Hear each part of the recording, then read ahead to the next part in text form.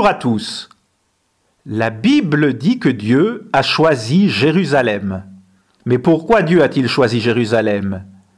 Et si Dieu lui-même choisit une ville, vous pourriez certainement vous attendre à ce que cela soit une source de nouvelles, disons, très considérable pour ce monde. Mais très peu de gens portent attention à cela. Et pourtant, nous devons devenir parfaits, tout comme notre Père aux cieux est parfait. Matthieu 5 et verset 48. Donc, s'il a choisi Jérusalem, alors cela nous dit très fortement que nous devons la choisir aussi. Jérusalem est au cœur même du plan éternel de Dieu. Et c'est la clé de votre avenir spirituel. C'est la clé de votre avenir avec Dieu. Voilà pourquoi c'est si important. Quand Jésus-Christ était sur cette terre, il se rendait souvent à Jérusalem et dans ses environs. Et il sillonna cette région durant plusieurs années. C'est aussi dans cette ville qu'il fut crucifié. C'est à Jérusalem même qu'il a payé la pénalité pour nos péchés. Et quand Jésus-Christ reviendra, ce sera à Jérusalem. Donc, pourquoi Jérusalem est-elle si importante ? Et pourquoi Dieu l'a-t-il choisi? Eh bien, je veux vous montrer aujourd'hui pourquoi vous devez surveiller Jérusalem. Pourquoi vous devez surveiller Jérusalem. Notez 1 Roi 11 et verset 13. « Je n'arracherai cependant pas tout le royaume. Je laisserai une tribu à ton fils, à cause de David, mon serviteur, et à cause de Jérusalem que j'ai choisi. » Dieu a donc choisi Jérusalem. Et David a dit que ma langue s'attache à mon palais si je ne fais de Jérusalem le principal sujet de ma joie. Maintenant, David était un homme selon le cœur de Dieu. Donc Dieu fut très heureux de voir une telle attitude et il l'a fait canoniser dans la Bible. Donc, elle devrait être très importante pour nous aussi. David sera roi sur les 12 tribus ou les 12 nations d'Israël dans le monde à venir. Donc il a reçu un appel très important.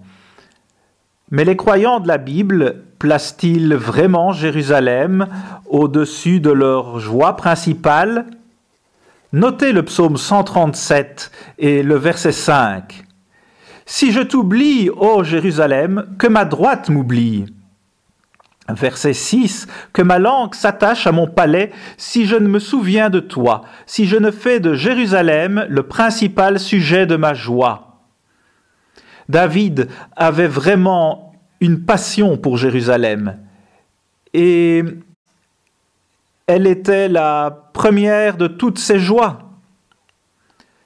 Le Premier ministre, Benjamin Netanyahou, viendra aux États-Unis en mars. Il veut parler au Congrès des États-Unis au sujet de l'Iran et de la bombe nucléaire. Ils vont obtenir la bombe nucléaire. En même temps, ils sont la nation principale qui parraine le terrorisme dans ce monde. Et ils parlent répétitivement de la façon la plus barbare qu'ils vont exterminer Jérusalem et le peuple de Jérusalem et qu'ils vont effacer Israël de la carte. C'est le même type de langage que vous entendez d'ISIS tout le temps. Donc, ils doivent avoir l'intention de faire des choses comme le font les terroristes d'ISIS au Moyen-Orient. Monsieur Netanyahou va venir ici pour parler devant le Congrès. Il veut vraiment parler au monde à propos d'un énorme danger. Non seulement pour Israël, mais pour cette planète entière. Et il est très passionné par le sujet. Vous verrez cela quand il viendra ici en mars, j'en suis certain. Il parlera du problème numéro 1 auquel l'humanité fait face, qui est celui de la survie humaine. Notez Matthieu 24, verset 14. « Cette bonne nouvelle du royaume sera prêchée dans le monde entier pour servir de témoignage à toutes les nations. Alors viendra la fin. C'est pourquoi, lorsque vous verrez l'abomination de la désolation dont a parlé le prophète Daniel établie en lieu saint, que celui qui lit fasse attention. » Comprenons-nous que ce lieu saint se réfère actuellement à Jérusalem? Il parle de cette abomination qui est établie en lieu saint, mais il appelle Jérusalem le lieu saint. elle deviendra le lieu le plus sacré de tout l'univers dans très peu de temps. Et vous devez comprendre cela, je le comprends. Nous devons comprendre ceci. Mais cette abomination de la désolation décrit en réalité les armées de l'Europe. Ce ne sont pas des armées arabes, comme notre brochure sur Daniel et autres brochures vous le prouveront. Et c'est ce que Daniel 11 au verset 40 décrit. Examinons maintenant Matthieu 24 en débutant au verset 16, juste après que l'abomination de la désolation soit mentionnée. Alors que ceux qui seront en Judée fuient dans les montagnes, que celui qui sera sur le toit ne descende pas pour prendre ce qui est dans sa maison. Donc le peuple de Dieu devra fuir vers un lieu de sécurité, et alors Dieu les protégera de tout ceci, s'ils sont loyaux et dévoués et sont en train de faire son œuvre. Verset 21. Car alors la détresse sera si grande qu'il n'y en a point eu de pareil depuis le commencement du monde jusqu'à présent, et qu'il n'y en aura jamais. Et si ces jours n'étaient abrégés, personne ne serait sauvé vivant. Mais à cause des élus, ces jours seront abrégés. Voilà la bonne nouvelle. Ces jours seront abrégés. Mais voici, quand le Christ était sur cette terre, il parlait d'une ère, et il parlait du temps de la fin, quand nous aurions des bombes nucléaires. Et il a dit que s'il ne revenait pas pour arrêter tout ça, personne ne serait sauvé vivant. Maintenant, le Premier ministre Netanyahou viendra ici en mars, et il parlera justement de ce sujet. Il va parler de ce dont le Christ nous a prophétisé à tous, que s'il n'intervenait pas, aucune chair ne serait sauvée vivante. Pouvez-vous penser à quelque chose de plus horrifiant que cela? Eh bien, l'Iran a déclaré plus de 20 fois qu'ils vont éradiquer Israël du Moyen-Orient. Et les dirigeants iraniens croient que plus ils vont créer de violence et de chaos, le plus tôt leur version du Messie reviendra. Et maintenant, vous savez que s'ils croient vraiment cela, et ils le croient, cela signifie qu'ils vont utiliser ces bombes nucléaires aussitôt qu'ils les auront. Et ils y sont presque. Peut-être qu'ils les auront même dans quelques mois. Mais saviez-vous que quand ils parlent de la venue de leur Messie et qu'ils créent tout ce chaos pour qu'il revienne, c'est en réalité une contrefaçon de Matthieu 24 et verset 22 que je viens de vous lire. C'est une contrefaçon du retour de Jésus-Christ. Il y aura de la violence et du chaos, comme jamais vu auparavant. Mais le Christ reviendra, non pas parce que les gens se sont comportés de façon violente et ont créé le chaos, mais parce que l'homme est sur le point de détruire toute vie humaine sur cette planète. Y a-t-il quelque chose de plus urgent que cela? Je vous le dis, si vous écoutez le discours de M. Netanyahou, je pense que vous en tirerez beaucoup. Et j'espère que vous l'écouterez quand il parlera en mars, parce que c'est quelque chose que le monde entier doit entendre. C'est un sujet qui inquiétait profondément le Christ. Et tout ceci tourne autour de Jérusalem. Pourquoi? Pourquoi est-ce le cas? Jérusalem est une cité unique.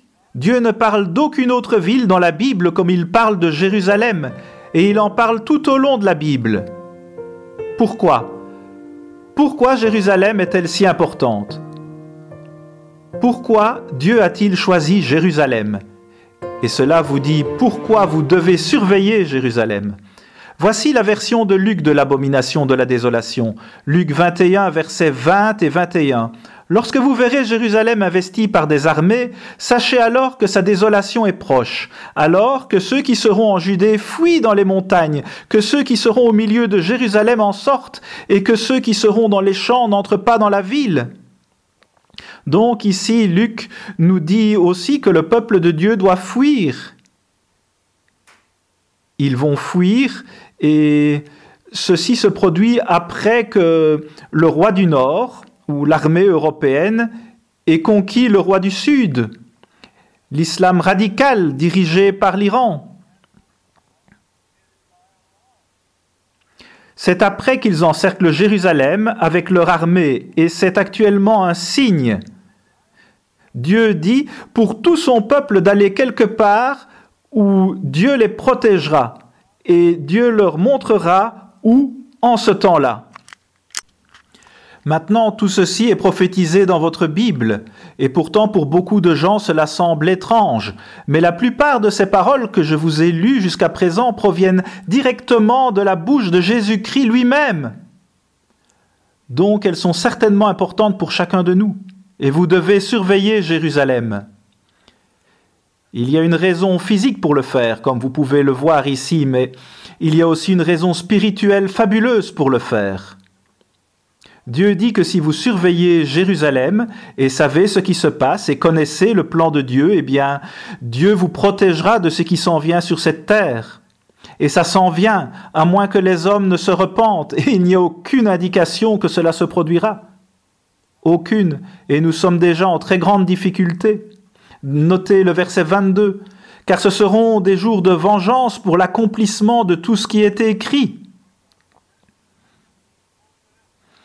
Verset 24, « Ils tomberont sous le tranchant de l'épée, ils seront emmenés captifs parmi toutes les nations, et Jérusalem sera foulée aux pieds par les nations, jusqu'à ce que les temps des nations soient accomplis. » Verset 26, « Les hommes rendent l'âme de terreur. » Ensuite, plus loin, au verset 27, « Alors on verra le Fils de l'homme venant sur une nuée avec puissance et une grande gloire. » Quand ces choses commenceront à arriver, redressez-vous et levez vos têtes parce que votre délivrance approche. Donc, tout se passe très rapidement à ce point. Verset 31. De même, quand vous verrez ces choses arriver, sachez que le royaume de Dieu est proche. Je vous le dis en vérité, cette génération ne passera point que tout cela n'arrive. Mais notez ce que Luc dit à chacun d'entre nous, au verset 34. « Prenez garde à vous-même, de crainte que vos cœurs ne s'apesantissent par les excès du manger et du boire, et par les soucis de la vie, et que ce jour ne vienne sur vous à l'improviste. Car il viendra comme un filet sur tous ceux qui habitent sur la face de toute la terre. Veillez donc et priez en tout temps, afin que vous ayez la force d'échapper à toutes ces choses qui arriveront et de paraître debout devant le Fils de l'homme. » Vous voyez, surveillez Jérusalem, mais veillez sur vous-même et soyez certains que vous n'abandonnez pas, que vous faites vraiment ce que vous entendez Dieu vous dire de faire pour l'appliquer dans votre vie. La connaissance sans l'application n'a aucune valeur du tout. Nous devons mettre la parole de Dieu en pratique. Notez Zacharie 14 au verset 1. « Voici, le jour de l'Éternel arrive, et tes dépouilles seront partagées au milieu de toi. Je rassemblerai toutes les nations pour qu'elles attaquent Jérusalem. La ville sera prise, les maisons seront pillées et les femmes violées. La moitié de la ville ira en captivité, mais le reste du peuple ne sera pas exterminé de la ville. » Donc, une moitié de Jérusalem sera prise. Cette moitié qui est déjà habitée par les Arabes sera bientôt prise par eux. Et cela va se produire très bientôt, peut-être même cette année ou l'an prochain ou plus tard probablement. Mais voici une autre raison physique pour surveiller Jérusalem.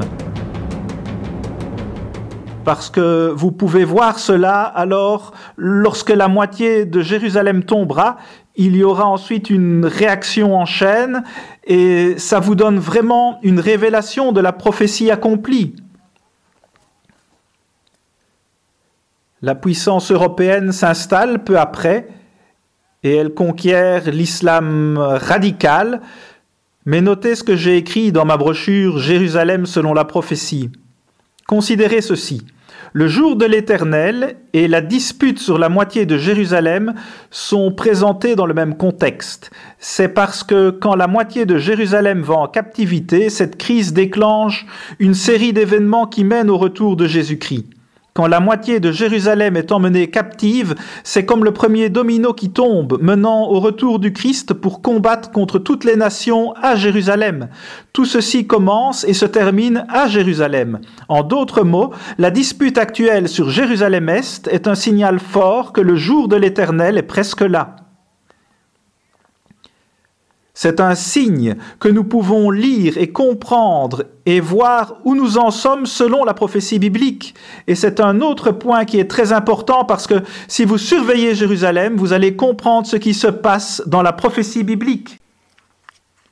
Si vous surveillez Jérusalem et comprenez le plan de Dieu, vous saurez où nous en sommes dans la prophétie biblique. Et Dieu donne toutes sortes de signes que nous pouvons voir et savoir combien nous sommes proches du second avènement de Jésus-Christ.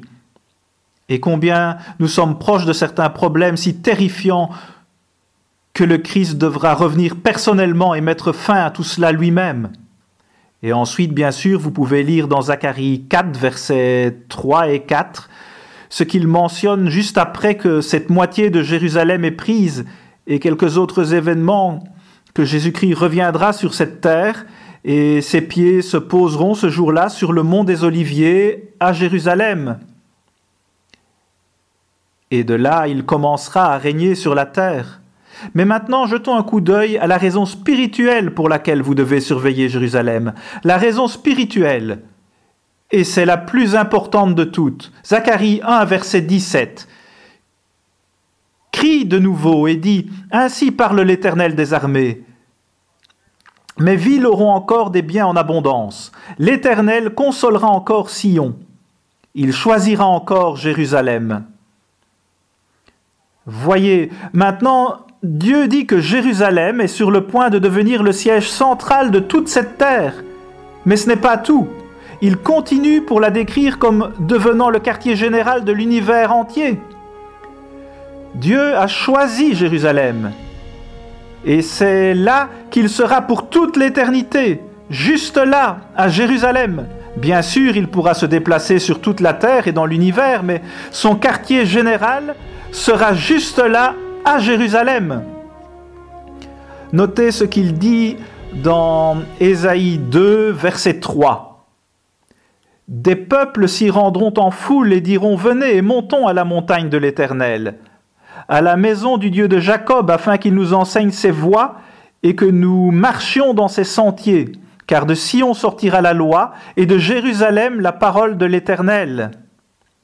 Sa parole sortira vers toute la terre à partir de Jérusalem, la parole de Dieu, et ils marcheront comme Dieu les dirige, selon sa loi. » Notez Ésaïe 66, verset 10.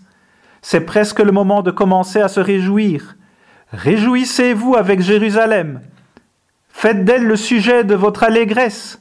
Vous tous qui l'aimez, tressaillez avec elle de joie, vous tous qui menez deuil sur elle. Donc ici, nous pouvons voir Jérusalem, au lieu de voir tout ce sang couler comme des rivières d'eau tout au long de son histoire, elle est sur le point de se réjouir devant toute la terre.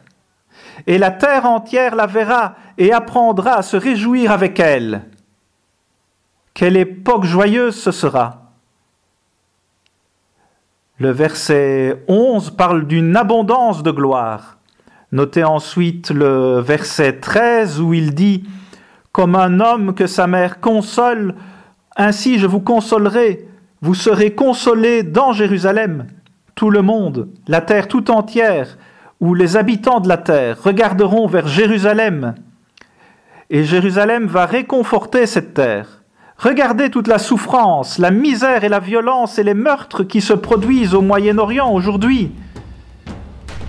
C'est de la folie furieuse, et pourtant elle se répand et se répand de plus en plus. Et Dieu dit, je vais y mettre fin, et Jérusalem va réconforter cette terre entière et tous ses habitants.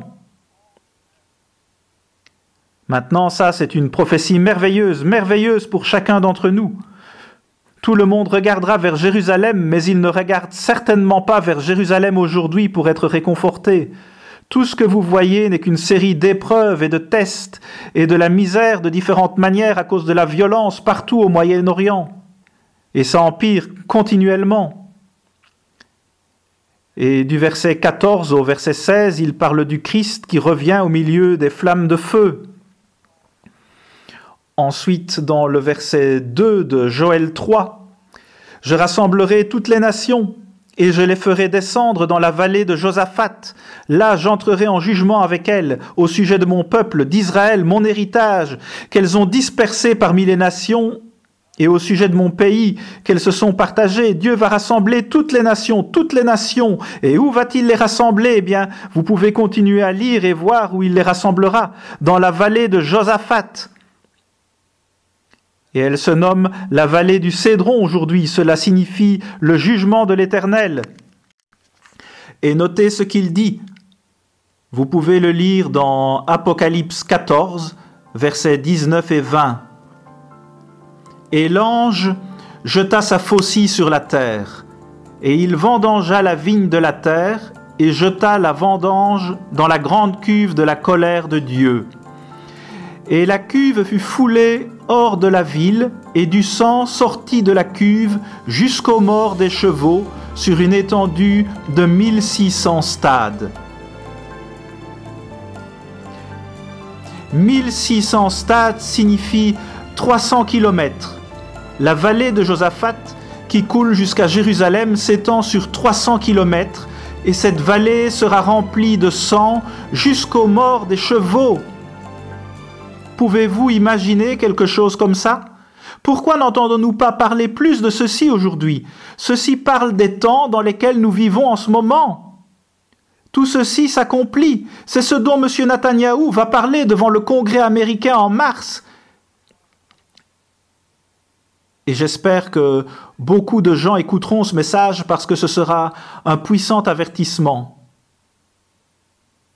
Et il devrait pousser les gens à s'arrêter et réfléchir à propos de ces prophéties de Dieu qui concernent notre vie en ce moment, je veux dire en cette minute même. La ville de Jérusalem régnera sur cette terre et régnera sur l'univers entier. Mais nous voulons entrer dans cette nouvelle Jérusalem. Vous pouvez voir dans Hébreux 11, versets 8 et 9, qu'Abraham portait les regards vers une ville dont le Créateur et le Constructeur est Dieu.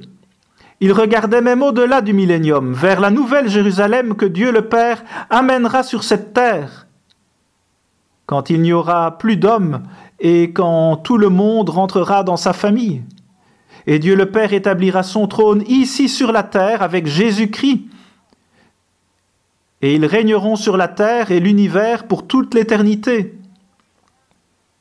Et il dit que ceux qui sortent maintenant et qui l'aident à finir son œuvre, qui font le travail, vont partager ce trône avec lui, là-bas, à Jérusalem, pour toute l'éternité, en tant que l'épouse de Jésus-Christ.